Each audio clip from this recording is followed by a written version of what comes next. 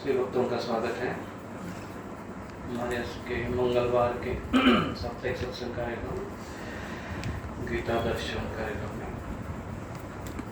और आज देवशयनी एकादशी है और ये आषाढ़ एकादशी के नाम से जानी जाती है।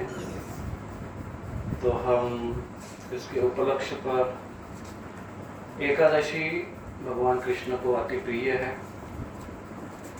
और इसलिए तुकाराम महाराज खुद इसके ऊपर जोर देते थे। व्रत करा एकादशी कंठी मिरवा तुलसी, तुलसी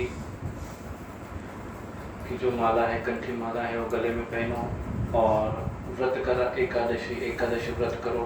ये उनके लिए भगवान के को बहुत संतुष्टि देते हैं।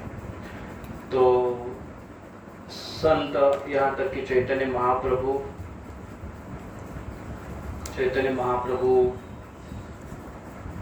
अपने माँ को यही कहते थे कि एकादशी के दिन कुछ भोजन मत करो, एकादशी के दिन उपवास करो, ऐसे वो कहते थे। और उन्हीं की परंपरा में आते हुए चैतन्य महाप्रभु तुकाराम महाराज भी इसके ऊपर जोर देते थे। वास्तविक तुकाराम महाराज ही है। तुकाराम महाराज की जो अभंग है उसमें दैनंदिन जो बोले जाने वाले अभंग हैं उसका नाम है हरिपाठ, नित्य जो पाठ किया जाता है। तो उसमें तुकाराम ज्ञानेश्वर महाराज के अभंग है, तुकाराम महाराज के अभंग है। तो तुकाराम महाराज के उस अभंग में बताया गया है कि कैसे चैतन्य महाप्रभु ने आकर उनको आशीर्वाद दिया और उनको अपनाया था, दीक्षा दी थी। तो ये वो श्लोक है, मैं पढ़ता हूँ, आप इसको ध्यान से सुनिए। सत्य गुरु राय कृपा मज केली, परिनाही घडली सेवा काही, सापड विले वाटे जाता गंगा स्नाना, मस्तकी तो जाना ठेविला कर, भोजना मागती तुप पावशेण, पडिला विसर स्वप्ना माझी, काही कडे उपजला अंतराय, म्हणून या काय त्वरा झाली, राघव चैतन्य केशव चैतन्य, सांगितली खुण मालिकेची, बाबाजी आपुले सांगितले नाम, मंत्र दिला राम कृष्ण हरी, माघ शुद्ध दशमी पाहुनी गुरुवार, केला अंगीकार तुका माने। तुकाराम महाराज कहते हैं राघव चैतन्य केशव चैतन्य, सांगितली खून माळिकेची। तो बाबाजी आपुले सांगितले नाम, मंत्र दिला राम कृष्ण हरी। ये श्लोक के ऊपर कुछ लोग अलग टिकाए करते हैं और वो कहते हैं कि नहीं, ये बाबाजी चैतन्य वो अलग बाबाजी चैतन्य थे, ये अपने चैतन्य महाप्रभु नहीं थे। लेकिन वैष्णव संप्रदाय के भक्तगण कहते हैं कि ये वही चैतन्य महाप्रभु जब साउथ इंडिया टू दक्षिण भारत की यात्रा में भ्रमण करते हुए जब निकले थे तो पंढरपुर आए थे। और पंढरपुर आए और तुकाराम महाराज ये देहू से पंढरपुर वारी किया करते थे। वारी मतलब भेंट, तो भेंट के लिए जाते थे। तो उस समय चैतन्य महाप्रभु उनको मिले तुकाराम महाराज को और उनका दर्शन पाकर धन्य हो गए तुकाराम महाराज। लेकिन उन आनंद विभोरता से वो अनकॉन्शियस हो गए, अचेतन दिव्य चेतना में चले गए और इसलिए वो चैतन्य महाप्रभु को फिर से देख नहीं पाए। इसलिए चैतन्य महाप्रभु उनके सपने में चले गए। यहाँ पर बताया लिखी है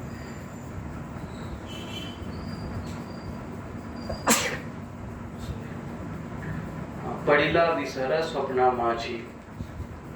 तो सपने में जाकर उन्होंने उनको मंत्र दीक्षा दी। बाबाजी आपुले सांगितले नाम, मंत्र दिला राम कृष्ण हरि। तो राम कृष्ण और हरि ये मंत्र दिया तुकाराम महाराज को। और अपने जो हरे कृष्ण चैतन्य महाप्रभु ने जो हमें मंत्र दिया है वो है हरे कृष्ण महामंत्र, जिसमें राम कृष्ण और हरि ये शब्द बार बार आते हैं। तो इस प्रकार से चैतन्य तुकाराम महाराज की जो शिक्षाएं हैं वो चैतन्य महाप्रभु की शिक्षा से अभिन्न है। इसलिए हम तुकाराम महाराज जो वैष्णव परंपरा में आते हैं तो इनके ऊपर थोड़ी चर्चा करने की कोशिश करेंगे यहाँ पर। और तुकाराम महाराज ये कुछ उपदेश करते हैं हमें, और ये बहुत सुंदर उनका एक अभंग है। वो अभंग में कहते हैं, हरिदासाची या घरी मज उपजावा जन्मांतरी, मनसी काही मागा हेच देगा पांडुरंगा, संता लोटांगती जाता लाजो नको मणी, तुका म्हणे अंगी शक्ती देई नाचे रंगी, हरिदासाची या घरी मज उपजावा जन्मांतरी। तुकाराम महाराज हरिदास के घर में जन्म लेने के लिए बार बार विनंती करते हैं, क्योंकि हरिदास वैष्णवों के, भगवान के जो भक्त है, वैष्णव है, उनके घर में अगर हमको जन्म मिला तो क्या करेंगे हम, मनसी का ही मांगा हिची देगा पांडुरंगा। ये भगवान हम आपसे और कुछ नहीं मांग रहे, एक ही चीज मांग रहे, क्या, संता लोटांगति, संतों के चरणों में हम लोटांगन करेंगे, आलिंगन प्रणाम करेंगे। लोटांगन मतलब रोलिंग कहते हैं, हिंदी में क्या कहते हैं उसको, लोटपोट हो जाएंगे। हाँ, लोटपोट तो हंसते हंसते भी लोटपोट होता है, वो लोटपोट नहीं है। जाता लाजो नको मणि, मन से शर्माना नहीं चाहिए वैष्णव के चरणों में लोटांगन करने के लिए। तुका मने अंगी शक्ति दे नाच रंगी, है भगवान हमें ऐसी शक्ति दो कि हम नाच सके इस कीर्तन में, कीर्तन के रंग में नाच सके। इस प्रकार से वो प्रार्थना करते हैं। तुकाराम महाराज के सुंदर शब्द है। तो हम आज उनका प्राकट्य और उनके ऊपर थोड़ी चर्चा करेंगे कि क्योंकि ये त्योहार बहुत ही बड़ा और खास करके महाराष्ट्र में बहुत विशेष ये मनाया जा रहा है।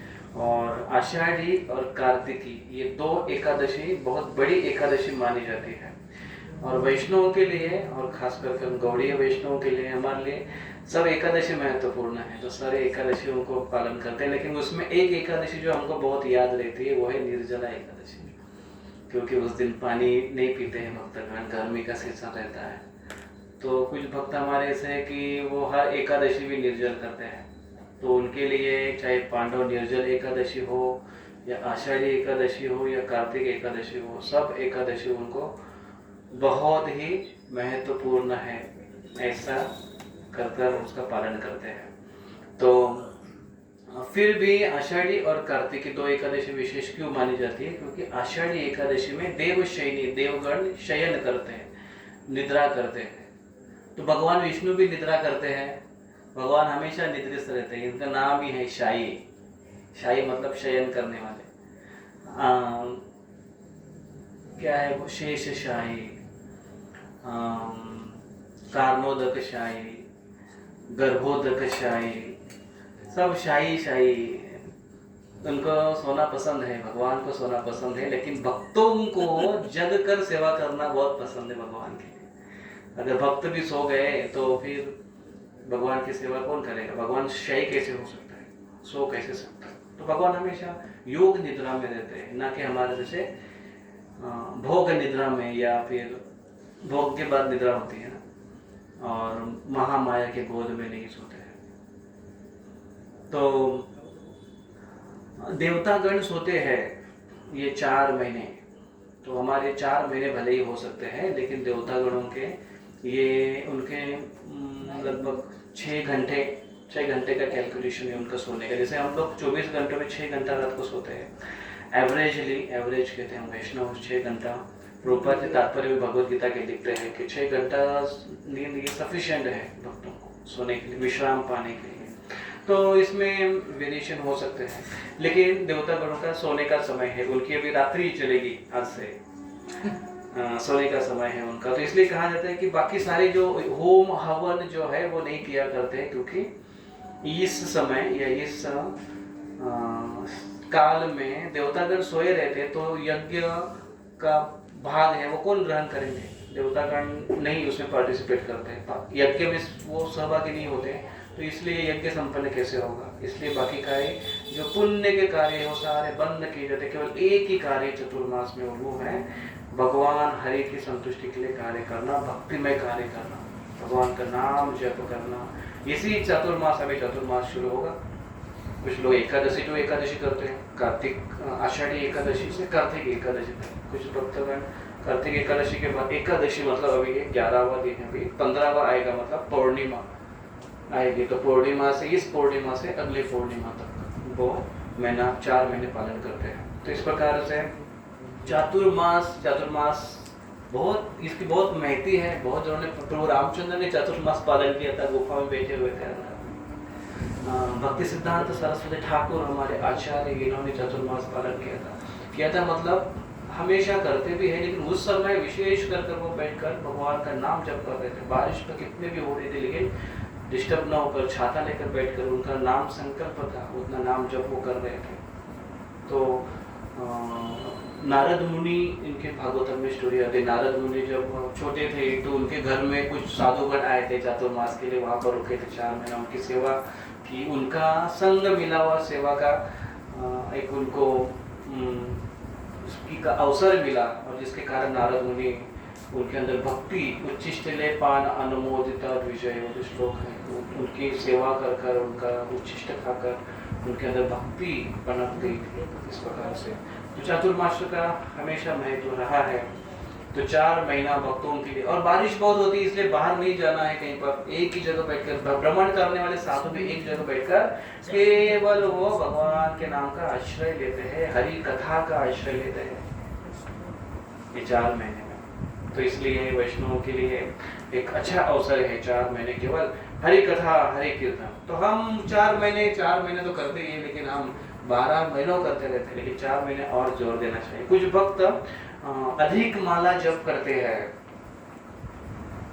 हैं, इसका अर्थ है कि जो नहीं करते उसको करने का अवसर है, या एक हम प्रेरणा ले सकते हैं कि अधिक माला करने का संकल्प ले सकते हैं कि 4 महीने हम अधिक माला जप करेंगे। कितने अधिक करेंगे वो अब डिसाइड कर सकते हैं, या कुछ शास्त्र अध्ययन के बारे में कुछ ऐसे निर्णय ले सकते हैं। तो ऐसे आध्यात्मिक कार्य में वो ज़्यादा से ज़्यादा जुट सकते हैं। ये चतुर्मास से ये आगे अभी शुरू होगा, और ये अभी देवतागण सो जाएंगे, तो सोने के पहले ऐसी मान्यता है कि भगवान में भी सो जाएंगे, तो सोने के पहले सारे भक्तगण भगवान का दर्शन लेने के लिए दौड़ते आते हैं।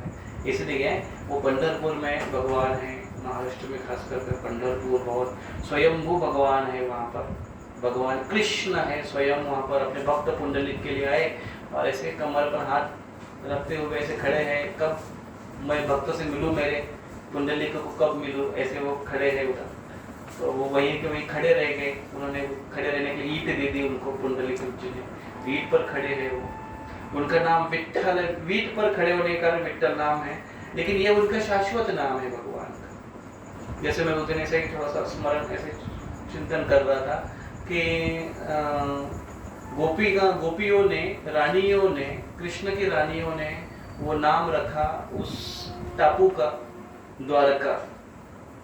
तो उसकी स्टोरी ऐसी कि जैसे वो सोए थे मथुरा में, और दूसरे दिन सवेरे उठे समुद्र के बीच में, तो सवेरे जैसे उठे तो वो ढूंढने लगे, अरे हम कहाँ पर आ गए, ये नई जगह है, दरवाजा किधर है, दरवाजा तो ढूंढ लेंगे, द्वार कहाँ है, द्वारका, तो द्वारका नाम पड़ गया। तो द्वार कहाँ, इससे नाम पड़ गया द्वारका। तो ये उससे नाम केवल द्वारका पड़ा, ऐसा नहीं है, द्वारका तो पहले से ही है, भगवान के धाम में भी द्वारका नगरी है। तो ये नाम शाश्वत रहते भगवान के। यहाँ पर कुछ कारण घटना घटती है और जिसके साथ वो नाम जुड़ जाता है। वैसे ही भगवान, ये जो विट्ठल भी नाम है भगवान का, भगवान का शाश्वत नाम है। तो उनके पुंडलिक भक्त के लिए वहां पर आए हैं, तो वहीं पर खड़े हैं, साक्षात वहीं पर खड़े हैं कृष्ण खड़े रह गए, और फिर वो भौतिक तत्वों से वो उन्होंने अपने आप को उस रूप में प्रकट कर दिया वहां पर। तो वही भौतिक तत्व मतलब मिट्टी तत्व से वहां पर अभी वैसे के वैसे पड़े, तो उसको बोलते स्वयंभू। उस मूर्ति को किसी ने बनाया नहीं है, साक्षात भगवान वहां पर खड़े हो गए और वह मूर्ति के रूप में रह गए, तो उसको बोलते स्वयंभू विग्रह। तो वैसे स्वयंभू विग्रह।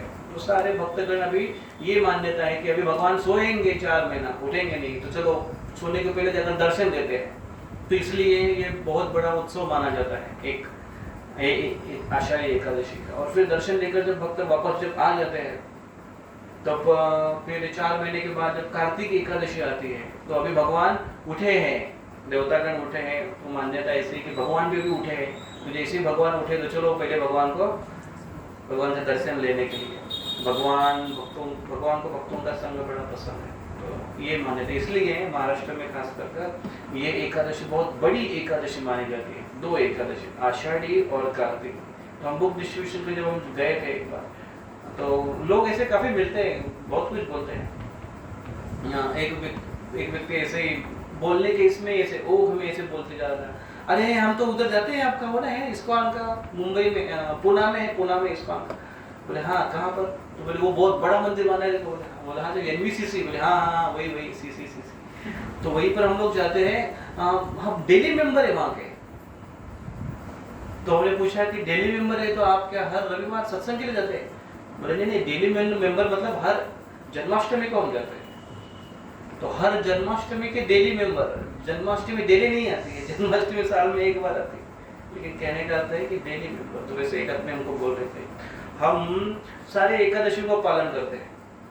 तो सारे एकादशी कौन से? 2 सारे एकादशी, मतलब उनके सारे एकादशी में 2 एकादशी आती है, एक कार्तिक आषाढ़ी एकादशी और कार्तिक एकादशी आती है। तो पावने कलाकार जिसको बोलते हैं, चित्रपट में रहते हैं, मतलब कभी कभी आते हैं, ठीक है, अच्छी बात है। लेकिन जो वैष्णव तत्वों का पालन कर रहे हैं उनको हर एकादशी करना है, क्योंकि कृष्ण को बहुत पसंद है, प्रिय है ये एकादशी।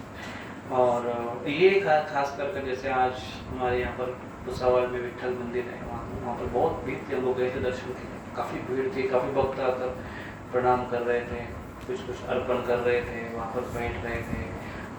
कुछ लोग अपने फ़ोटो खिंचवा रहे थे, कुछ नए दंपति थे तो वो सेल्फीज ले रहे थे भगवान के बाजू में, भगवान के साथ में, पुजारी के बाजू उसमें। और उसमें एक जन आए, चैनल से एक व्यक्ति आया और वो पुजारी की मुलाकात इंटरव्यू ले रहा था। तो आपको क्या लगता है, आपका क्या कहना है, आपका क्या संदेश है?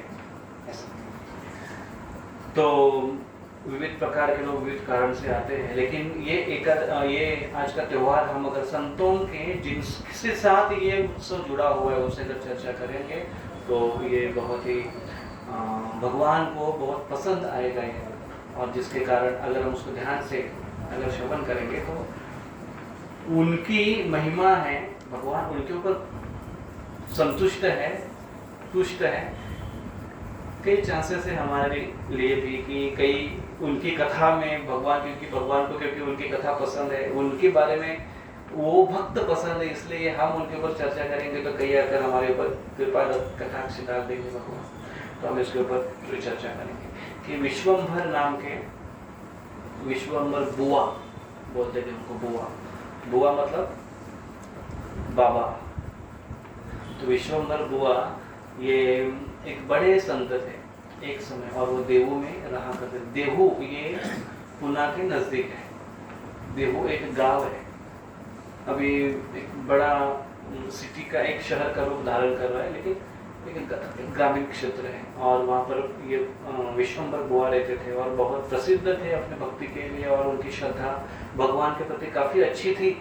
और खास कर ये उनके गुण, उनके वो दान धर्म बहुत अच्छे बहुत किया करते थे, लोगों को मदद बहुत किया करते थे। ये उनके अंदर जो गुण थे वो उनके माँ के कारण उनके अंदर गुण आए थे, ऐसे उनका कहना था। और उनकी माँ बहुत ही सुसंस्कृत संस्कारी थी।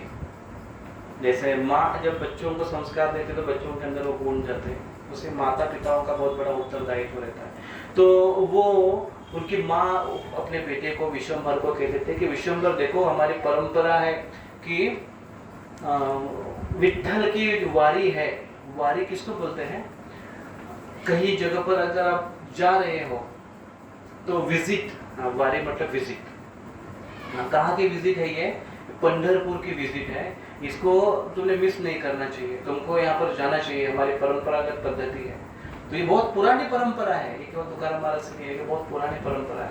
और फिर तुमको करना चाहिए, तो वो उनको प्रेरणा देती थी, पहले से ही अंदर अच्छे गुण हैं, संस्कार है, और माँ उनको प्रेरणा देती रहती थी। और इसलिए ये फिर पंढरपुर चले गए, और पंढरपुर में गए, और एकादशी के समय तो अष्टमी को ये निकलते थे, अष्टमी को निकलते थे, पैदल जाना पड़ता था। तो समझो अष्टमी को के दिन पहुंच गए, अष्टमी नवमी को पहुंच गए, तो दशमी के दिन एक ही समय प्रसाद लेना है, बाकी शाम से। एकादशी का उपवास वास्तविक दशमी के रात्रि से शुरू होता है, तो दशमी का दोपहर का अगर भोजन हुआ उसके बाद फिर कुछ ग्रहण नहीं करते थे, तो वहां पर गए वो, तो दशमी के दिन फिर रात को उन्होंने कुछ ग्रहण नहीं किया। यार एकादशी के दिन भर उन्होंने निर्जल उपवास किया, और दिन भर हरि कथा और कीर्तन में मग्न रहे, भगवान के नाम स्मरण में मग्न रहे। और पूरा जब दिन पूरा बीत गया, संध्या आई, तो संध्या में भी नाम स्मरण कर रहे थे, कीर्तन कथा चल रही थी, और इस प्रकार से रात्रि भी उनकी पूरी कीर्तन में चली गई।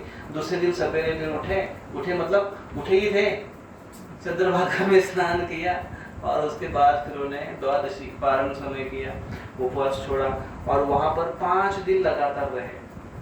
तो वहां पर भक्तगण जाते हैं तो तुरंत नहीं आते हैं, वो जाते हैं, कुछ दिन रहते हैं, कीर्तन कथा करते हैं। तो जाते हुए पैदल जाते हैं, ऐसे मैंने देखा यहाँ पर, जाते हुए पैदल जाती है, दिंडी बोलते हैं उसको, दिंडी वारी, दिंडी बोलते हैं, वारी दिंडी में निकलती है। वहां पर पहुंचते हैं, 2-3 दिन रुकते हैं, और आते समय फिर बसेस में और व्हीकल्स में आते हैं, कुछ भक्त पैदल भी आते हैं। तो ऐसे चले गए, 5 दिन रुके, इतना आनंद हुआ उनको। पहले दिन तो जैसे गए, वो जाते समय फिर बीच में इंद्रायणी नदी आती है, उसमें स्नान किया, अंदर आए पंढरपुर में, फिर पहले नदी के किनारे में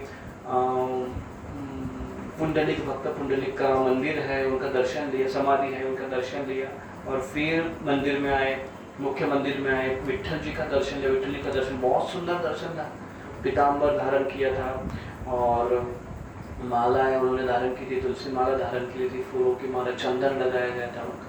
तो उनका ये तेजस्वी रूप देखकर बड़े आकर्षित हो गए, भगवान के रूप के प्रति आकर्षित हो गए, और एकदम ऐसे रोमांचित हो गए। भगवान का दर्शन लेकर रोमांचित होना, ये विमानजन चलित भक्ति विलोचने संत सदैव हृदयेषु विलोकयन्ति। महत्वपूर्ण बात है कि भगवान अगर साक्षात भी रहेंगे, और अगर हमारे अंदर प्रेम का अंजन नहीं है, तो हम देख नहीं पाएंगे भगवान को। यही बात चैतन्य भागवतम में मुकुंद को जब बोला गया, बहुत सुंदर वो पाठ है, मैं जब उसको पढ़ रहा था तो इतना मतलब ऐसे हमारे लिए बहुत बड़ी सीख है ये, कि चैतन्य महाप्रभु सबको बुलाए। वो जो 7 प्रहरी लीला हुई, तो उस लीला में, महाप्रकाश लीला में, सबको चैतन्य महाप्रभु ने आशीर्वाद दिया, और सबको आशीर्वाद देने के बाद एक भक्त रह गए थे, मुकुंद। और सारे भक्त बोले थे कि भगवान क्या इसने, मुकुंद तो आपके बहुत नजदीक, आपका बहुत क्लोज एसोसिएट है, आपके कीर्तन में गाने वाला आपका सिंगर है, आपने उनको कृपा क्यों नहीं दिया, आपने उनको दर्शन क्यों नहीं दिया, आप उनको दर्शन दो। तो श्रीवास ठाकुर, सारे भक्त बोलने लगे, श्रीवास ठाकुर बोलने लगे, प्लीज आप उनको दर्शन दो। उनका ऐसी क्या गलती है उनकी? तो चैतन्य महाप्रभु ने कहा कि मुकुंद वो जहां जाता है वहां का हो लेता है, वो जब हरि कीर्तन में आएगा, भक्तों के संग में आएगा, तो कीर्तन में रोएगा भी, नाचेगा भी, लेकिन जब वो मायावादी के साथ में जाएगा, जब दूसरे तत्वों के साथ में जाएगा, तो वो भक्ति का तत्व भूल जाएगा, और उस तत्व में शामिल हो जाएगा। तो इसलिए उसके अंदर एक निष्ठता नहीं है, एक ही हाँ कुरंदना। कभी कभी हमारा ऐसे होता है ना, हम भी मंदिर में आ जाते हैं, भागवत में आ जाते हैं, सत्संग में आ जाते हैं, तो पूरा एकदम हमारा भाव हमारा है पूरा एकदम ऐसे उबल कर बाहर बस्ट होकर बाहर निकलता है। उतू एने मराठी में कहते हैं, आज मराठी ज्यादा है, इसे मराठी की चर्चा करें। तो ऐसा होता है, या फिर कहीं और अन्य देवस्थान में चले जाए, और कहीं पर पिकनिक में चले जाए, तो वहाँ का माहौल हमको आकर्षित करता है। तो ये कहते थे चैतन्य महाप्रभु की, ऐसे उसकी गलती है, इसलिए मैं उसको कभी दर्शन नहीं दूंगा। और ये सुन रहे थे, इधर मुकुंद सामने नहीं आ रहे थे, दीवार के पीछे खड़े होकर सुन रहे थे, और फिर देवा मनी मन सोच रहे थे कि बहुत बड़ी गलती होगी, भगवान बराबर कर रहे हैं, भगवान सारे हृदय में रहकर सब बात जानते हैं भगवान। और इसलिए मेरी बहुत बड़ी गलती है, मैंने ऐसा करना नहीं चाहता। लेकिन क्या फायदा मेरा इस शरीर का, इस शरीर में जीवंत रहने का फायदा ही क्या? इससे चैतन्य महाप्रभु को संतुष्ट नहीं कर सकता मैं, इसलिए ये शरीर को मैं नष्ट कर दूंगा, मैं आत्महत्या कर दूंगा मैं अभी। लेकिन यहाँ पर नहीं कर सकता, इतने सारे भक्त हैं, मैं चुपचाप जाकर बाहर फिर कर लूंगा, ऐसे मन में वो प्लानिंग करें, अंदर ही अंदर उनका चल रहा है। तो कुछ भक्त आकर बोले कि वो भक्त उनके पास है, मुकुंद के पास। तो मुकुंद ने कहा वो भक्तों को, आप कम से कम पूछो चैतन्य महाप्रभु को कि वो कब मुझे दर्शन देंगे, अभी नहीं देंगे ठीक है, कब देंगे? तो फिर भक्त जाकर पूछे कि महाप्रभु, वो पूछ रहे कि कब दर्शन देंगे? तो चैतन्य महाप्रभु ने कहा कि देखो बाद में दूंगा उसको, कोटि जन्मों के बाद। कोटि में भी कितने कोटि वो नहीं बताया, कोटि जन्मों के बाद दूंगा दर्शन, ऐसे बोला। जब ऐसे बोला और ये बात जब सुना, वहां पर वो सुन रहे थे, सुना और उन्होंने कोटि जन्मों के बाद, बाप रे, वो इतना जोर जोर से नाचने लगे, कूदने लगे, उछलने लगे, दर्शन मिलेगा, दर्शन मिलेगा, दर्शन मिलेगा। क्या बोलते बंगाली में, आमी देखो, आमी देखिब, है ना, ऐसे आमी देखिब, आमी देखिब, जोर जोर से चिल्लाने लगे। सॉरी, वो बड़बड़ कर रहे थे ऐसे, मैं देखूंगा देखूंगा, और नाचने लगे, वो कूदने लगे और आंखों से आंसू आने लगे, पूरा भाविभर हो गए। और सारे भक्त आकर अरे नहीं, और ये जब देखा उन्होंने उनकी अवस्था मुकुंद की, तो चैतन्य महाप्रभु कहने लगे कि अरे उसकी मन की भावना देखो कितनी अच्छी है। तो चैतन्य महाप्रभु ने कहा कि नहीं नहीं, कोटि जन्म रुकने की जरूरत नहीं, अभी उसको लेकर आओ, मैं अभी दर्शन दूंगा। तो लोग आ गए, भक्तगण आ गए उनको बुलाने के लिए, अरे चलो महाप्रभु दर्शन देने के लिए आपको बुला रहे हैं। तो मुकुंद बोले अभी देखेगो, अभी देखेगो, अभी देखो, अभी तक वही चला, मैं देखूंगा देखूंगा। बोला अरे नहीं नहीं देखूंगा ना, अभी देखने के लिए बुला रहे, अभी दर्शन देने के लिए बुला रहे। बोले नहीं नहीं नहीं, अभी देखूंगा। फिर वो जो बता रहे हैं उनका कन्वर्सेशन, वो अकेले बोल रहे थे, ये भगवान मैं आपका दर्शन लेकर क्या करूं? क्या आपका दर्शन हिरण्यकशिपु ने नहीं लिया था? क्या आपका दर्शन रावण ने नहीं लिया था? क्या आपका दर्शन कुंभकर्ण ने नहीं लिया था? दंतवक्र शिशुपाल आपका 24 घंटा आपका स्मरण करते थे, लेकिन फिर भी क्योंकि उनके अंदर भक्ति नहीं थी, इसलिए आपको देखकर भी आपका दर्शन नहीं कर पाए। मैं आपका, मेरे अंदर भी भक्ति नहीं है, मैं आपके सामने आकर आपका दर्शन क्या कर पाऊंगा मेरे आंखों से? इतना सुंदर वो कहते हैं कि हम भक्तों भगवान के दर्शन के लिए कैसे लालायित रहते, भगवान आपका दर्शन दर्शन दर्शन दर्शन, लेकिन क्यों हम दर्शन नहीं देख पा रहे? क्योंकि वो भक्ति अभी तक हृदय में है, वो इसे बॉइलिंग स्टेज पर अभी तक नहीं आए, वो लिक्विड फॉर्म में अभी तक नहीं आए, इसलिए भगवान के सामने जाकर भी उनका दर्शन हम नहीं ले पाते हैं। तो विश्वम्भर उन्होंने जब देखा, भगवान विट्ठल को जब देखा, तो उनके अंदर एक भगवान के प्रति अनायास प्रेम जागृत हुआ और उनको वहां से निकलने की इच्छा नहीं हो रही थी। 5 दिन हुए वहां पर रहे थे, अभी निकलने की इच्छा नहीं हो रही थी। और फिर कैसे तो भक्तगण सब निकल रहे थे और फिर वो निकल गए, घर पर आए, फिर घर पर आए रहे, और फिर एकादशी के बाद और 5 दिन रुके और फिर निकले, तो 6ठे दिन लगभग पहुंचे होंगे। घर पर आए, घर पर रहे, कब तक रहे? फिर से इंतजार कर रहे हैं अष्टमी आएगी, क्योंकि अगले एकादशी को जाना है। एक एकादशी को जाकर आए, अभी उनको लगा कि और एकादशी को जाना है। क्या है वो, काय मुला लागली चटक धरली वाट देवळाची। एक बार भगवान के चरणों की जब चटक लग जाती है किसी को, तो वो छुट्टी नहीं, फिर वो रस और आनंद अलग है, वो फिर निकलने लगे। फिर वो गए, फिर वहां पर रहे और फिर एकादशी की, वहीं पर भगवान का दर्शन लिया, फिर 2-3 दिन रुके और फिर से आने, तो फिर से वापस आए, फिर से जाने लगे, फिर से आने लगे, फिर से जाने लगे। इस प्रकार से उनका हर एकादशी में जाना आना लगातार उनका चलते रहा।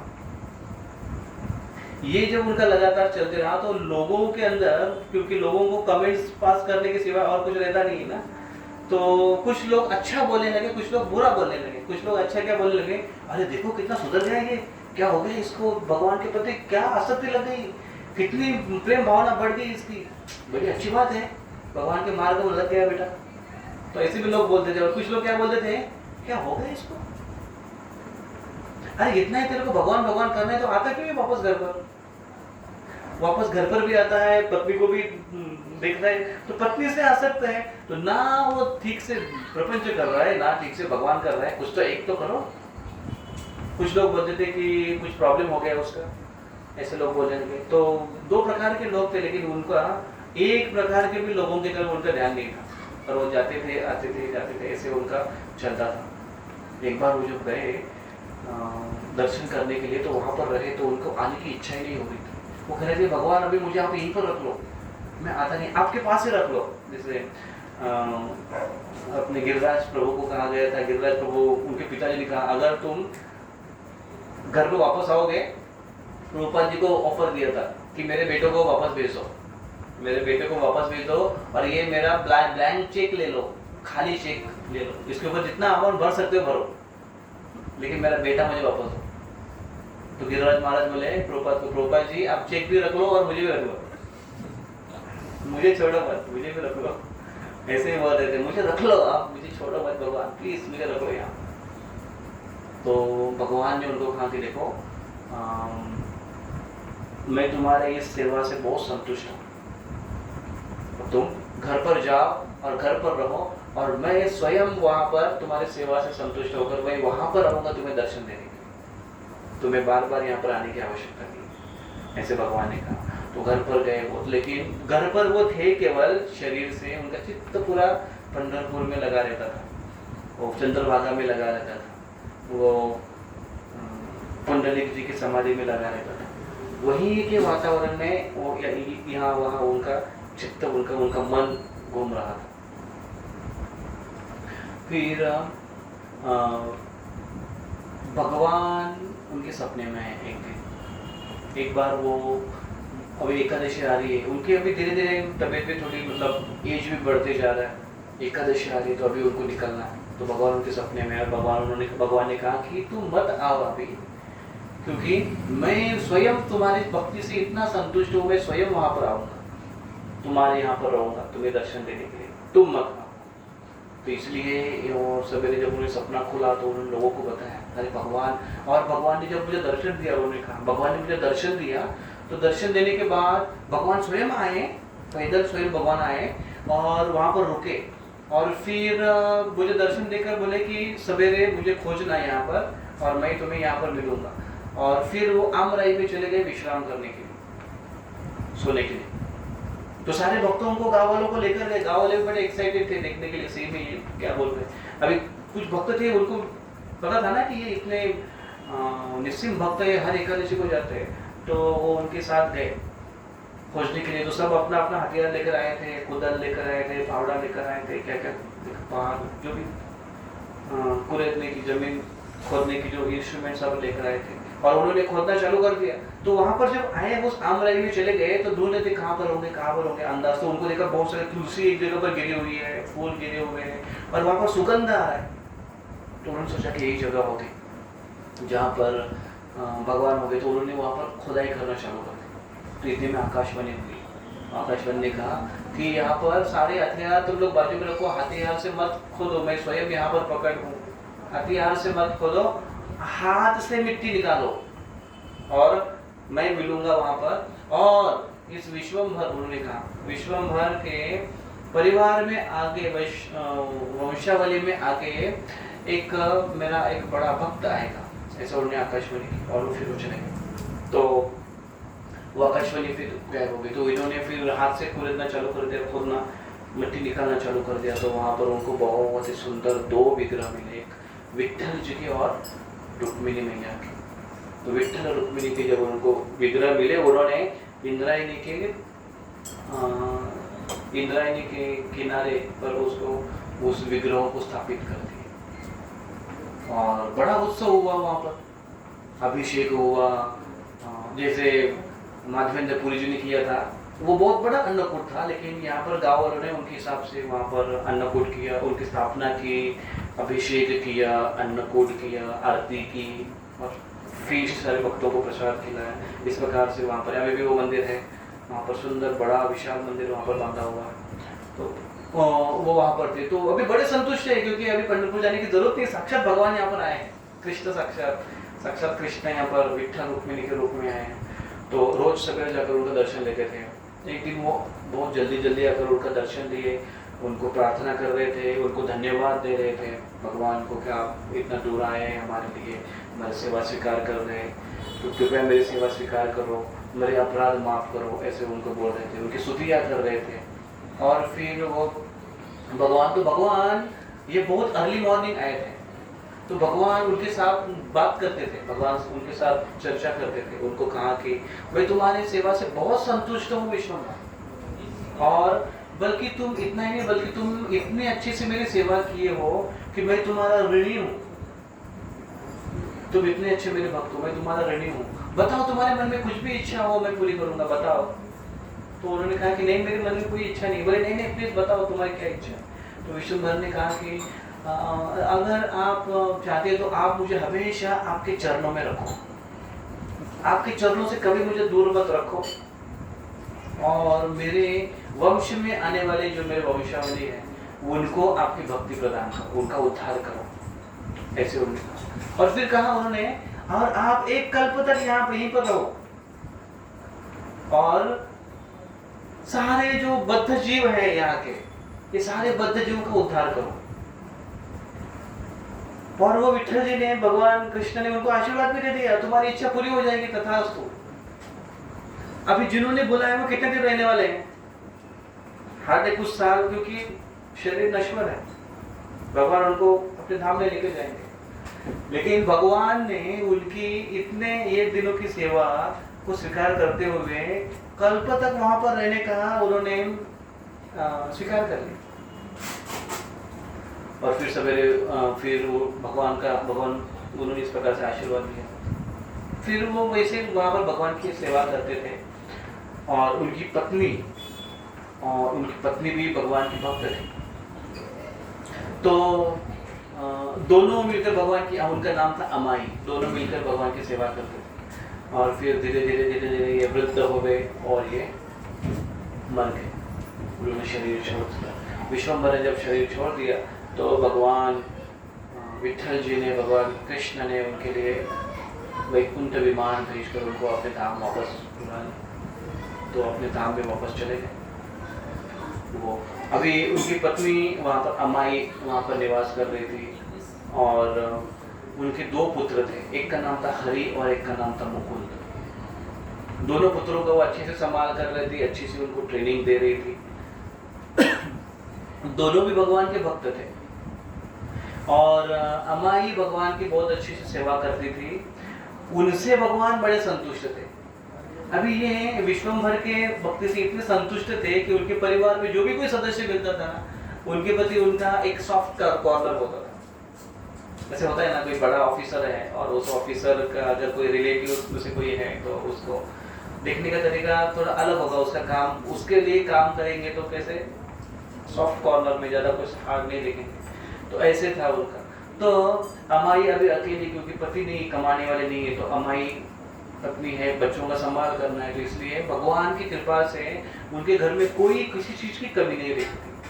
हर प्रकार से सुविधा, भौतिक सुविधा भी उनको सारी प्रकार से उनको उपलब्ध हुई थी। तो इसलिए घर में खाने पीने का कोई टेंशन नहीं था, पैसे की कोई समस्या नहीं थी, सब कुछ उनका अच्छा व्यवहार सब चल रहा था। और फिर जैसे जैसे संपत्ति थोड़ी बढ़ने लगती है तो व्यक्ति के अंदर वो जो अकिंचन भाव है वो धीरे धीरे लुप्त होना शुरू हो जाता है। अकिंचन भाव बहुत महत्वपूर्ण है। अकिंचन ये परिस्थिति के बारे में ज्यादा जोर नहीं है, लेकिन अकिंचन परिस्थिति व्यक्ति को अकिंचन भाव में ला देता है। और कृष्ण कौन है? भगवान कृष्ण अकिंचन वित्ताय। कुंती देवी प्रार्थना करते, नमो अकिंचन वित्ताय निवृत्ति गुण वित्ताय आत्मा रामाय शांताय कैवल्य पतये नमः। अकिंचन वित्त, अकिंचन के वित्त है आप, धन है, तो आप तो धीरे धीरे अकिंचन वृत्ति चलेगी, क्योंकि धन बढ़ने लगा, ऐश्वर्य बढ़ने लगा उनका। तो ऐसे फिर उन्होंने सोचा कि हमारा थोड़ा ऐश्वर्य बढ़ रहा है, संपत्ति बढ़ रही है, क्यों ना हम उसको और बढ़ाए। ऐसे वो 2 लड़कों ने सोचा, कौन? हरि और मुकुंद, इन्होंने सोचा। तो फिर इन्होंने सोचा कि चलो हम अपना धन बढ़ा देते हैं। तो इन्होंने क्या किया, तो पास में कैपिटल था, राजा की राजधानी थी। तो उन्होंने देखा कि चलो राजा के यहाँ पर एक सिपाही का कार्य करते हैं, उनके सेवा में चले जाते हैं, तो बहुत हमें संपत्ति मिलेगी, घोड़े हाथी भी मिलेंगे। तो माँ को कहा कि चलो माँ हम लोग जाते हैं और ऐसे ऐसे जॉब पकड़ते हैं। तो माँ ने कहा कि अरे हमारे पास कोई खाने पीने की कम है क्या, हमारे पास, अब तुम लोगों को क्या अभी तक कुछ प्रॉब्लम हुआ है क्या खाने पीने का, कुछ तुम लोगों को कभी कमाने के बारे में, भगवान की कृपा से सब कुछ है हमारे पास, तुम अननेसेसरी क्यों इतना कमाने के धन के पीछे लगे हो। उन्होंने कहा नहीं माँ, तुम नहीं समझती हो, चाहिए हमको भविष्य के बारे में विचार करना चाहिए। ऐसे ऐसे उन्होंने इस प्रकार से भाषा में कहा, जैसे आज के लोग कहते हैं कि वो प्लानिंग करते हैं, फ्यूचर प्लानिंग करके रखते हैं, फिर कुछ लोन निकाल के रखते हैं, फिर कुछ है ना ऐसा करते हैं ना ऐसे। तो उन्होंने ऐसे कहा, तो माँ ने कहा कि, तो माँ की बात न मानते हुए वो चले गए, जाकर उन्होंने जॉब पकड़ ली अच्छे से, बहुत पैसा और आने लगा उनको, अमीर हो गए। तो उन्होंने सोचा कि क्या अभी इधर ही सेटल हो जाते हैं, तो वही राज्य में वो लोग सेटल हो गए। उन्होंने माँ को मैसेज भेजा, मैसेज के साथ साथ घोड़ी हाथे पालकी भी भेजी कि माँ को लेकर आना है वहां से। तो माँ और उनकी पत्नी है, दोनों की पत्नी है, माँ और बहू की, उनको दोनों को लेकर आने के लिए कहा। तो वो वापस आ रही थी, तो माँ का अभी पुत्र मोह भी है, लेकिन भगवान की भक्ति भी नहीं, भगवान की सेवा भी नहीं छोड़नी है उनको, क्योंकि उनके लिए, उनके पति के लिए भगवान आए हैं, पंढरपुर से यहाँ पर आए हैं विठल, उनको छोड़कर कैसे जाए।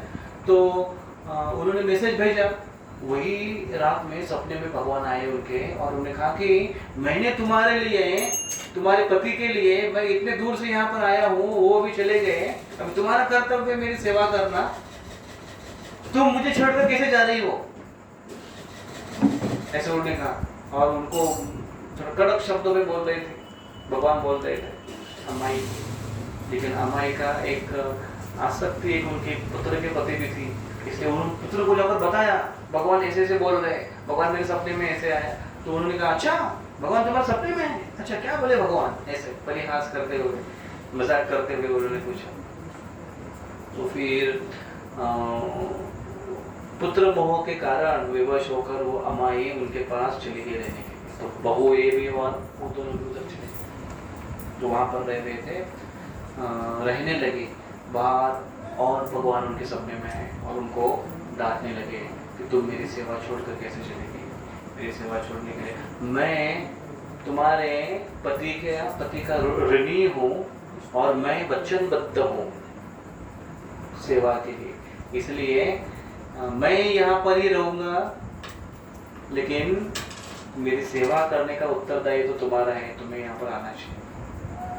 तो अमाई की दुविधा हो रही थी क्या करे, लेकिन वो वहीं पर थी, पुत्रों के साथ थी, और पुत्र अभी ऐश्वर्य धन कमाने के चक्कर में इतने मस्त हो गए हैं कि उनको ज्यादा चिंता नहीं है, कि ज्यादा मतलब वो लगभग भूल ही गए थे कि भगवान की आराधना करना, भगवान की भक्ति करना भूल ही गए थे लगभग। तो फिर एक बार फिर से उनके माँ के सपने में भगवान आए, कृष्ण आए, और उन्होंने कहा, विठल जी आए, उन्होंने कहा कि देखो अगर तुम अभी के अभी निकल कर चल कर अगर यहाँ पर नहीं आए, देहू में नहीं आए, तो बहुत बड़ा अनर्थ होगा, तुम्हारे साथ बहुत बड़ी दुर्घटना होगी, तुम्हारे पुत्रों के साथ दुर्घटना होगी, और इसका जिम्मेदार तुम रहोगे, ऐसे भगवान ने कहा। तो इतने वो एकदम हड़बड़ा के उठी और रोने लगी, वो उठने के बाद सीधा रोना चालू कर दिया। तो बच्चे आगे पूछने के क्या हुआ माँ, क्यों रो रही है, बोले भगवान फिर सपने में आए थे और भगवान ने ऐसे कहा, अनहोनी घटना घटने वाली है, बात मानो अभी भी मेरी, और चलो हम लोग चलते हैं यहाँ से। तो बच्चे और उनका मजाक करने लगे, वो कह रहे अभी माँ, अभी तुम्हारा भी उम्र हो चुका है, अभी तुम्हारे साथ, तुम्हें सपनों में तुम्हारे मन में वही बात है, इसलिए वही सपने में आती है। और फिर क्या कह रहा भगवान ने कि बहुत बड़ी घटना होने वाली, क्या हम लोग मरने वाले हैं, हम लोग मरने वाले हैं क्या, ऐसा बोल रहा। तभी माँ कैसे बोलेगी कि तुम मरने वाले हो, माँ का तो हृदय है प्यार से भरा हुआ। तो उन्होंने कहा अच्छा तो ठीक है माँ, तुमको लगता है कि माँ भगवान तुम्हारे सपने में आए और हम मरने वाले हैं, तो चलो ठीक है, मरने के पहले हमको पेट भरकर तुम्हारे हाथ से बना हुआ खिलाओ, ऐसे बोलने का।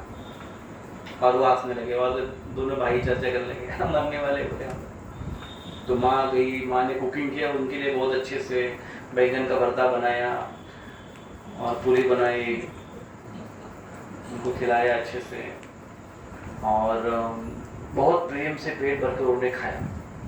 विश्राम कर रहे थे, इतने में राजा का जो एक मैसेंजर था उनका लेटर आया, पत्र आया, और उन्होंने कहा कि पड़ोस के राजा ने हमारे राज्य के ऊपर आक्रमण किया है, आपको तुरंत ही बुलाया है, आप तुरंत ही तैयारी के साथ वहाँ पर आ जाओ। जैसे ही मैसेज मिला, ये पहला इंडिकेशन था, सेकेंड इंडिकेशन, पहला इंडिकेशन माँ ने दिया था, उसको कैजुअली लिया, सेकेंड इंडिकेशन था। लेकिन उनको भी उन्होंने कर्तव्य की दृष्टि से लिया, अरे हाँ अभी हमारा कर्तव्य है कि हमको राजा की मदद करनी चाहिए, तो तुरंत अपना उन्होंने जो साथ सामान था वो ले लिया और निकल गया। और माँ बहुत चिंतित थी, बहुत चिंता में थी कि पता नहीं क्या होगा। और वही घटना हो गई कि वो युद्ध में वो राजा जिसने आक्रमण किया था बड़ा शक्तिशाली था, ये राजा को हरा दिया, राज्य को लूट लिया, और इन दोनों को लहू लुहान कर दिया। वो घायल हो गए, और घायल होकर जख्मी होकर जमीन पर पड़े हुए थे, और मन ही मन सोच रहे थे कि भगवान हम आपको भूले, बहुत बड़ी गलती हो गई, बहुत बड़ी मिस्टेक हो गई, मेरे माँ ने भी हमको कहा था लेकिन हम लोग बाज नहीं आए, अभी बहुत बड़ी गलती हो गई, कृपया कर हमारे सारे अपराध माफ करो और हमें आपके शरण में ले लीजिए। तो उनकी ये प्रार्थना सुनकर स्वयं साक्षात विठ्ठल भगवान वहाँ पर आए और उनको आश्वासन दिया, उनके स्मरण में आए और उनको आश्वासन दिया कि क्योंकि तुम विश्वम्भर के वंशज हो, इसलिए मैं तुम्हारा उद्धार अवश्य करूँगा। और इसलिए उन दोनों को भगवान विठ्ठल जी ने वैकुंठ भेज दिया। देखो भगवान अपने वचन के कैसा पक्के हैं, नहीं? हम सोचते देखे हैं, शायद अगर हमारे पुरखों में अगर कोई ऐसा महान भक्त हुआ होता तो आज हमें फायदा हुआ होता, नहीं? लेकिन शायद हमें ये भी सोचना चाहिए कि शायद अगर हम कभी अच्छे भक्त बनेंगे तो आने वाले हमारे जो पूजनीय है उनके लिए अच्छा होगा, नहीं? ऐसा हो सकता है। तो उनको वैकुंठ भेज दिया। और फिर जो मैसेज आया घर पर अमाई के पास, क्या मैसेज आया? दोनों पुत्र शहीद हो गए, देश की रक्षा करते करते मर गए। बाप रे, इतना रोने भी लगने लगे वो और उनके दोनों बहुएं, बहुत रुदन करने लगे, बहुत रुदन, शोक आक्रोश करने लगी, पछतावा भी कर रही है। भगवान ने बोला था, मैंने उनको बोला था, माने नहीं, सुने नहीं, ऐसे आक्रोश करने लगी, बहुत आक्रोश करने लगी। और उसके बाद उस समय मुकुंद की जो पत्नी थी वो इतनी दुखी हो गई कि वो पति का विरह सहन नहीं कर पाई और वो सती गई। वो कही कि मुझे जीवित रहने की इच्छा ही नहीं, और वो उनके साथ सती चली गई। लेकिन हरि की पत्नी ये गर्भवती थी, इसलिए उनको किसी प्रकार से रोका गया कि तुम सती नहीं जा सकती हो पुत्र की रक्षा के लिए, तो इसलिए उनको रखा वहाँ पर। और फिर अमाई, और फिर क्योंकि राज्य को लूटा गया था, या राज्य का राजा पूरी तरह से हार चुका था, इसलिए वो जो शत्रु पक्ष था वो राज्य को लूट रहा था, तोड़ फोड़ रहा था, लोगों को मार रहा था। तो इसलिए उस राज्य में रहना खतरनाक था, इसलिए अमाई और उनके बहू ये दोनों भी वहां से भाग गए और फिर से देवों में आकर रहने लगे। तो देवों में आकर रहने लगे, आक्रोश विलाप करने लगी, और उनका ऐसा संताप हुआ, क्रोध उनका प्रकट हुआ भगवान के ऊपर, अमाई का, कि हे भगवान, मैं जानती हूँ तुम कैसे हो, तुम वो प्रहलाद, शास्त्र की बात बोलने लगी, वो प्रहलाद, वो तुम्हारे एक क्षण भी तुम्हारे विरह में या तुम्हारे बिना स्मरण कर रहते नहीं थे, लेकिन आपने क्या किया? वो प्रहलाद को इतना कठिनाइयों में से जाना पड़ा, वो तो गया है तो गया, वहां पर तो आपने उनको इतनी परेशानी में से तो वो गए, लेकिन उसके बाद तो आप खंबे से बाहर निकल कर उसके पिताजी की भी आपने हत्या कर दी। और काफी शास्त्र के रीजन देने लगे, बाली का उदाहरण देने लगे, रावण का उदाहरण देने लगे। अरे ऐसे होते हैं कि भांजे अपने मामा को तो नहीं छोड़ते हो आप, अपने मामा को तो आपने मार डाला, ऐसे करके भगवान को ब्लेम करने लगे, बोलने लगे और कहने लगे कि आपने और इतना ही तो क्या, मेरा खुद का उदाहरण देख लो, मेरे पति ने आपकी इतनी जी तोड़कर इतनी भक्ति की और आपने मेरे दोनों पुत्र का नाश कर दिया, दोनों पुत्र को मार डाला आपने। ऐसे और ऐसे प्रकार से केवल रो रही थी।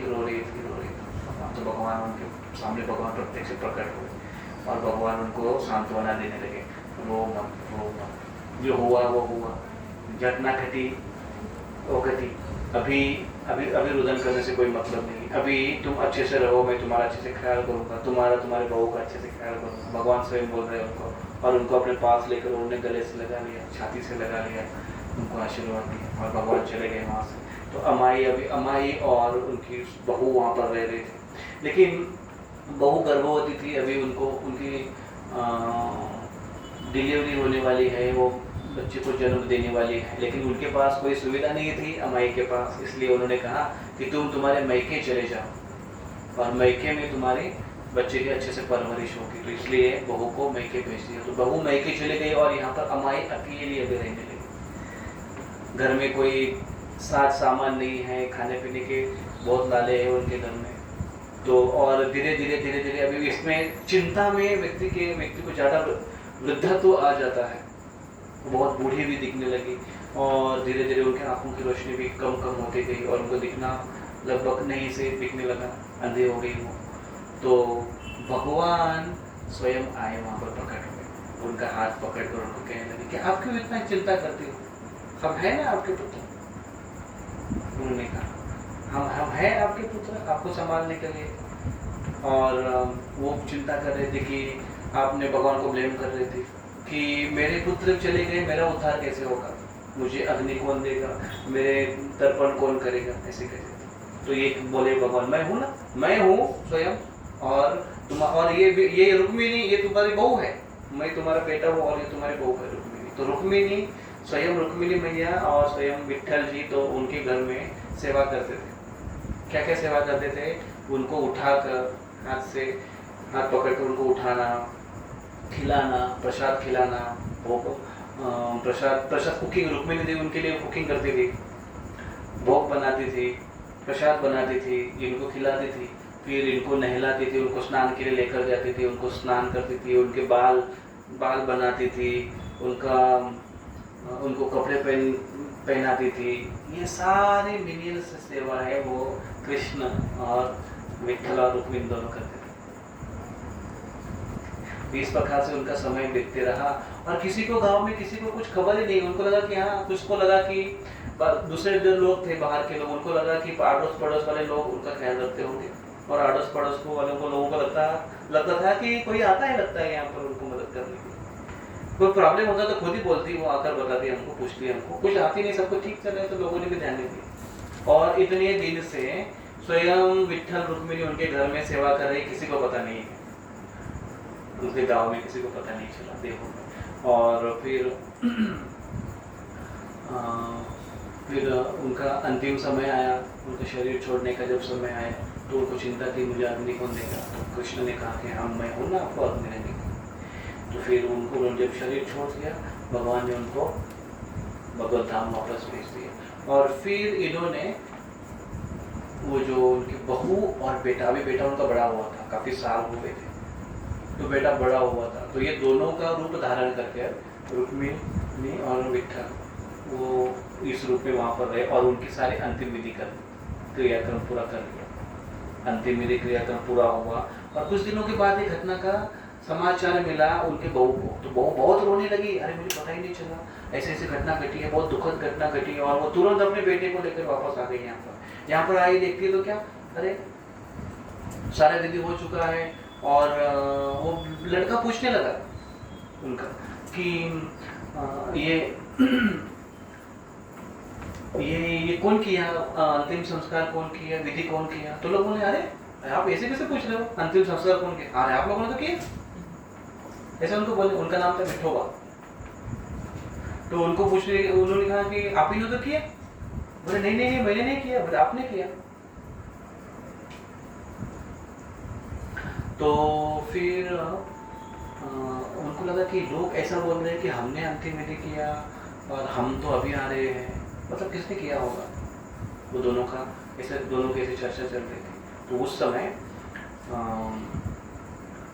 उनकी जो बहू थी, उन्होंने कहा कि देखो ये मुझे तो ऐसा लग रहा है कि इसमें भगवान विट्ठल का हाथ है। तो उन्हें कैसे विट्ठल का हाथ है। तो फिर उन्होंने पूरी स्टोरी बताई कि तुम्हारे वंश में पहले पूर्वजों में विश्वम्भर नाम के बड़े तुम्हारे दादा परदादा बहुत बड़े विठल के भक्त हो गए और उनके कारण विठल यहाँ पर प्रकट हो गए थे। और उसके बाद उनके पुत्र हुए, 2 पुत्र हुए, उसमें तुम्हारे पिता थे और वो युद्ध में मारे गए, हरि और मुकुंद वो मारे गए। और उसके बाद फिर तो ये स्टोरी बताए उनको, मुकुंद और हरि मारे गए और ऐसे स्टोरी बताए। और फिर अभी तुम्हारी दादी वो अकेली पड़ गई तो उनके लिए फिर भगवान स्वयं आए होंगे उनका विधि करने के लिए। तो ये भगवान की विशेष कृपा है। तो भगवान की विशेष कृपा है ये उनके मन में था, लेकिन उनके मन में और बात क्या रह गई कि ऐसे कैसे हुआ, विठोबा के मन में क्या रहे, ऐसे कैसे हुआ, मेरे पिता और मेरे चाचा को कैसे भगवान ने मरने दिया युद्ध में, और उनको उनके भक्त अमाई को वापस बुलाना था देवों में, इसलिए उन्होंने ऐसा कारस्थान करवाया, इसलिए उन्होंने वो पड़ोस के राजा से आक्रमण करवाया, जिसके कारण मेरे पिताजी मारे गए, जिसके कारण मेरे चाचा मारे गए। इतना गुस्सा हो गए, वहीं से तुरंत उठ गए स्टोरी सुनकर और आए विठल मंदिर में। और जो भगवान को उन्होंने लेफ्ट राइट एंड सेंटर चालू कर दिया उनको कि आपने ऐसा किया, आप ऐसा, वो भी ऐसे फिलोसॉफिकल उनको भगवान को, पहले के लोग थोड़े अच्छे भी थे ना, भगवान को दोष भी देते थे, पूरा फिलोसॉफी के दोष देते थे, अभी के तो बकवास ही है। तो ऐसे शास्त्र को कोट कर कर इनका एग्जाम्पल लेकर और फिर इनका एग्जाम्पल लेकर फिर बोलने लगे कि आपने मेरे पिता और चाचाओं को इस प्रकार से मरवाया और इसलिए मैं तुम्हारा कुछ कर नहीं सकता हूँ ना, इसलिए मैं भी जीवित नहीं रहना चाहता, मैं भी अपने आप को खत्म करूंगा, तुम्हारे सामने मैं अपने आप को खत्म करूंगा। छुरा उन्होंने तुरंत निकाला और छुरा निकाल कर अपने आप ही पेट में मारने वाला था, इतने में भगवान विठल ने आकर उनका हाथ पकड़ लिया, उनका हाथ पकड़ लिया और खींचने लगा। तो वो जोर करने लगे, खींचने लगे, नहीं मुझे मरना है, मत बचाओ, भगवान सामने है लेकिन फिर भी मत बचाओ, मुझे आपसे कुछ लेना देना नहीं है, आपने बहुत बुरा किया हमारे साथ, मुझे मरने दो, ऐसा कर रहे। तो भगवान ने उनको जोर से अपने पास खींचा और उनको ऐसे बाहों में ले लिया और उनके सर को सुनने लगे, ऐसे सर के ऊपर हाथ दुलारने लगे, उनको पास लिया और जैसे उनको नजदीक लिया तो उनका सारा गुस्सा धीरे धीरे धीरे धीरे जाता रहा और भगवान के प्रति जो प्रेम है, क्योंकि इतना प्यार करने वाला कौन व्यक्ति हो सकता है जिसके ऊपर इतना गुस्सा करने के बाद वो अपने पास लेकर ही करते। तो उन्होंने कहा, भगवान ने कहा, अरे तुम मुझे इतना दोष दे रहे हो और मैं यहाँ पर सबका उद्धार करने के लिए आया हूँ और इसके लिए उद्धार करने के लिए मैं वचनबद्ध हूँ, क्योंकि मेरे भक्त ने मुझे इस प्रकार से करने के लिए कहा है, इसलिए मैं ये करने के लिए यहाँ पर रुका हुआ हूँ और तुम मुझे दोष दे रहे हो, तुम मुझे कह रहे हो कि मैं तुम्हारा बुरा किया। बोले ऐसा नहीं है, और उनको पास लेकर उनको प्रेम दे रहे थे। तो ये जो भगवान के पास कोई, भगवान के गोद में कोई व्यक्ति है तो उसका हृदय पूरा परिवर्तित हुआ, भगवान के प्रति प्रेम जागृत हुआ और वो रोने लगे, बिलखने लगे, भगवान के चरणों को आलिंगन करने लगे, भगवान माफ करो, बहुत बड़ी गलती हुई, ऐसे वो भगवान की माफी मांगने लगे। तो वो विठोबा जो थे उनके पोते वो वहाँ पर, तो फिर वो और उनकी माँ के साथ में वहाँ पर वो रहा करते थे। तो अभी उनके वंशावली में तो ये भी भगवान के बहुत अच्छे भक्त हैं, विठोबा भी भगवान के बहुत अच्छे भक्त हुए और फिर उन्होंने जब शरीर छोड़ा तो भी भगवत धाम वापस चले गए। भगवान सबको भगवत धाम अपने धाम में वापस ले गए थे। तो उनके वंशावली में आगे चलकर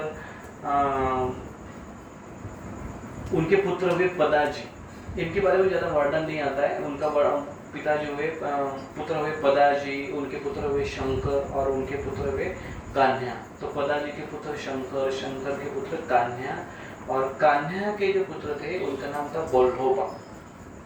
बोल्ढोबा का विवाह हुआ कनकाई।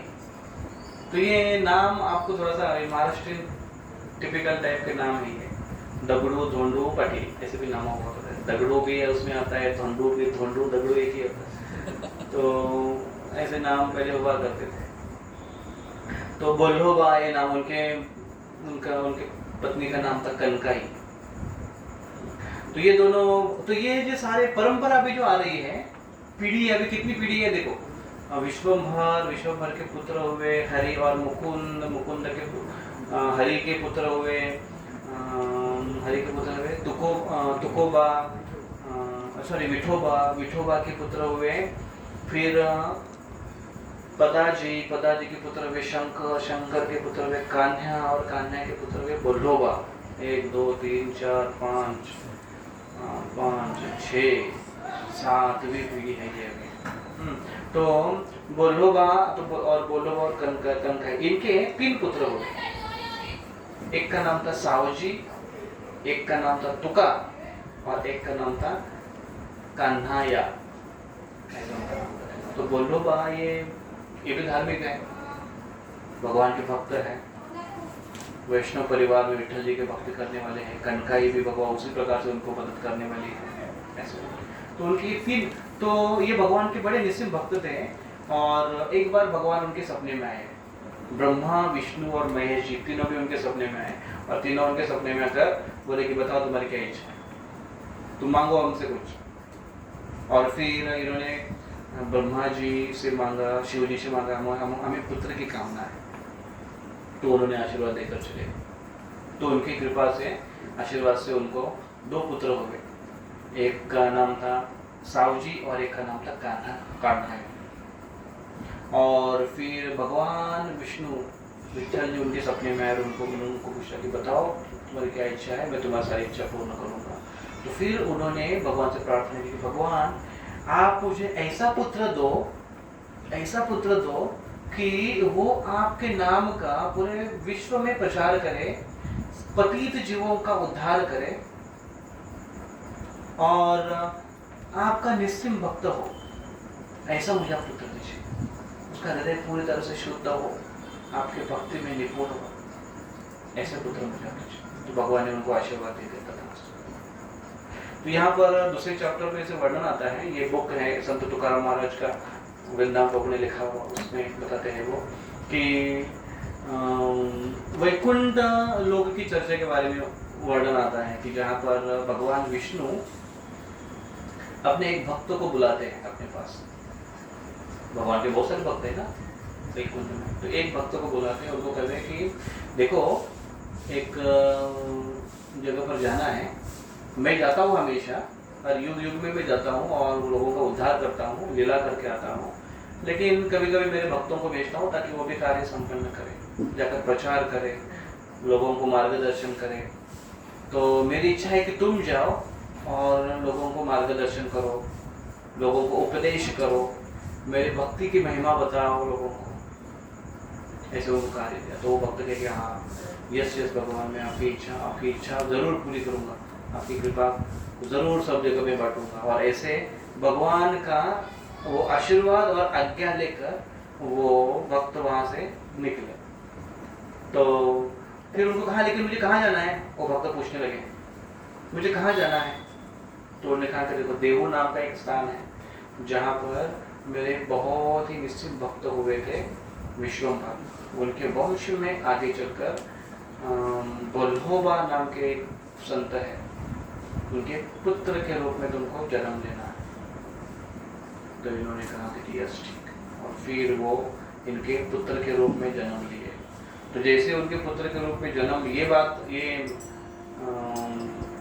तो उनको भी सपना आया कि ऐसे भगवान का एक विशेष भक्त उनके परिवार में आने वाला है, बल्लोबा को। और फिर उन्होंने अपनी पत्नी को बताया तो कनकाई वो बहुत आनंदित हुई।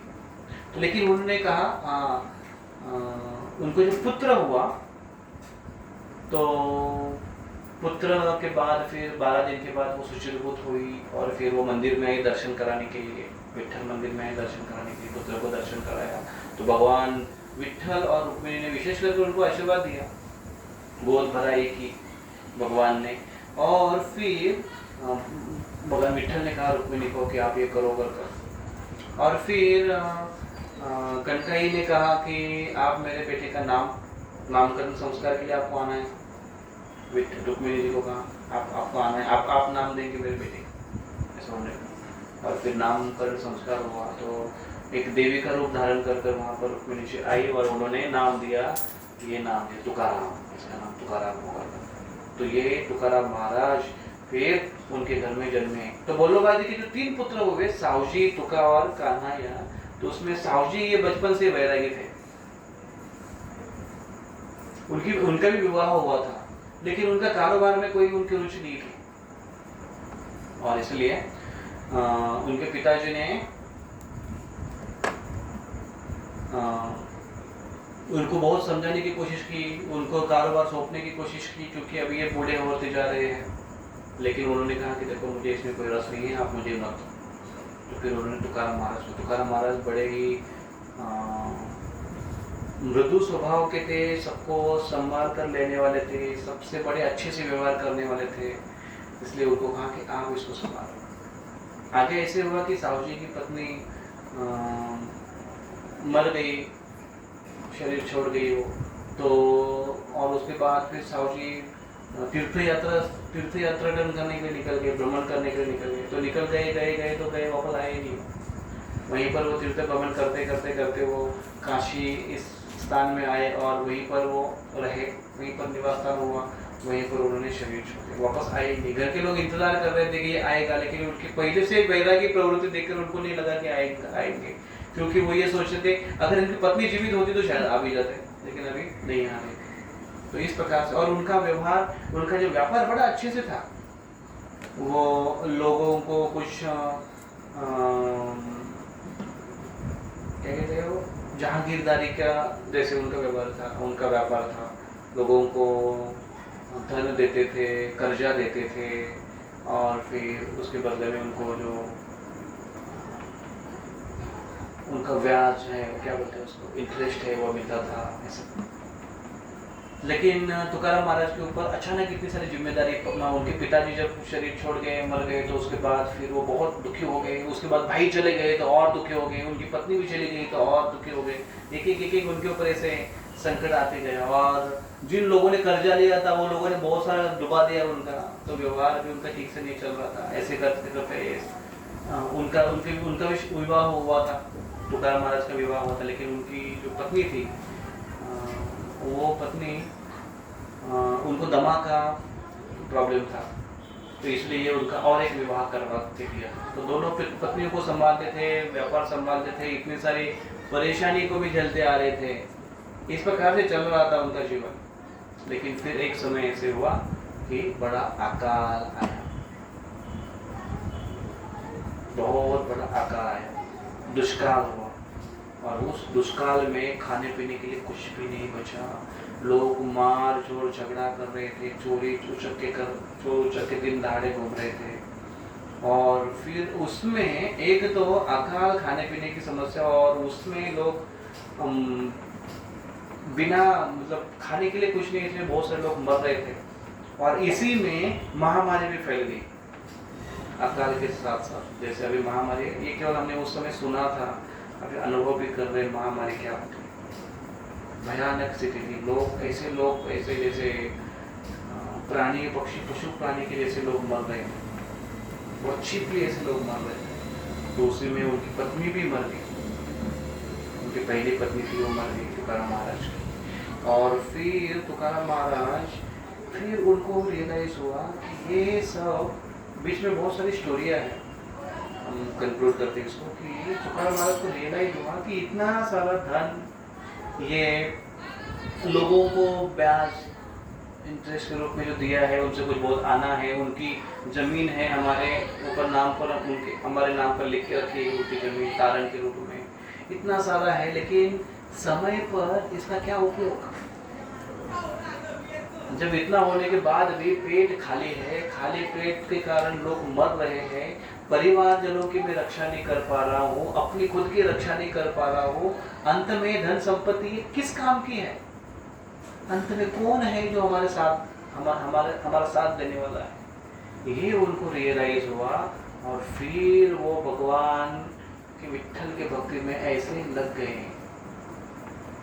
कि फिर वो आगे चलकर जो स्टोरी आप इतने सारे जो पिक्चरों में देखते हैं या फिर कथाओं में सुनते हैं, ये स्टोरी फिर तुकाराम महाराज, फिर संत तुकाराम महाराज के नाम से फिर आ गया।